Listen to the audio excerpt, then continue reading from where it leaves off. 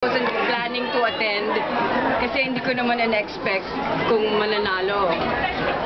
Pero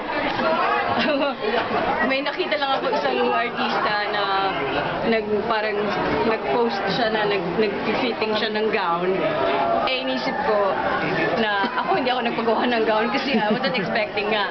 Tapos inisip ko, ito, nag-effort. Might as well attend na rin. Parang win or lose, rampa na lang ako, di ba? So, parang last minute decision kanina na umattend. And I'm glad I did. Kasi, ang sarap ng feeling. What's something special about this award, ma'am? Bakit ang saya-saya niyo nung natanggap niyo this? Because pinagdasal ko na makagawa ng indie na maganda. And dinasal ko to kung kailan lang. I was doing Jezebel. And then, dumating itong script. Tapos, munti ko na nga hindi gawin kasi hindi swak sa schedule ko. Tapos, tinurn down ko na siya. And then, siguro mga a month after, tinawagan ko yung yung director, yung si thank you. Tinawagan ko yung manager ko, sabi ko, parang hindi ako nagtitaping ng 1 week na. Sabi ko, parang madalang yata ang taping ko ngayon. Kaya sabi niya, oo nga. Gusto mo ba i-consider ulit itong Dagitab? Tapos sabi ko, sige, may revised script daw. Tapos sabi ko, sige, email na lang. Or na-email na raw, hindi ko lang na-check. Tapos, the first 3 pages, sabi ko, go. Sige, gawin na natin. Total, 1 week na ako walang taping.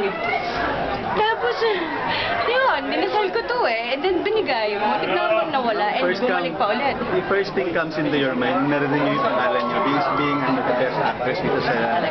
Hindi nag-sink in. Hindi siya nag-sink, parang wala lang.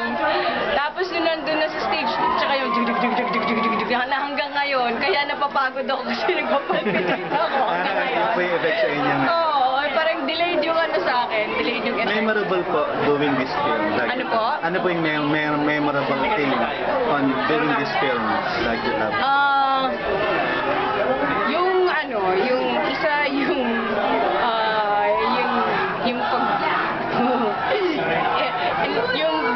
Grab ko yung balls ni si Martin na first take pa na umagang-umaga. Sabi ko, ano ba yan? Nasa isip ko, unahin yung jogging scene namin ni Nuri.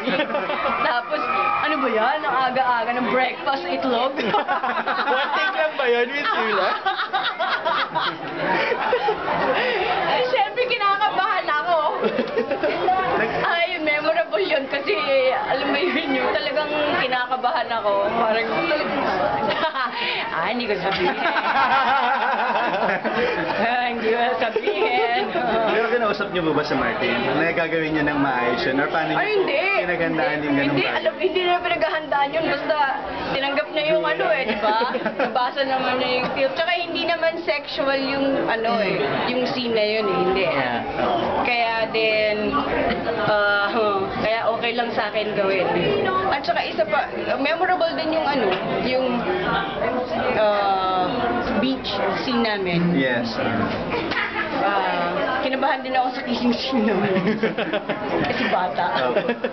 Ibig sabihin po ba nito, tuloy-tuloy na yung paggawa niya ng ganitong klaseng indie film? Or magiging mapili rin po kayo? Hindi lang naman. Alam po natin out of the box yung mga, diba, yung mga character. Actually, nag-post ako sa Facebook before na parang nilalako ko yung sarili ko. That was siguro mga 2 years ago na sabi ko, calling all, mga scriptwriters, ganyan-ganyan. Kung meron kayo mga parang material na maganda, please explore me.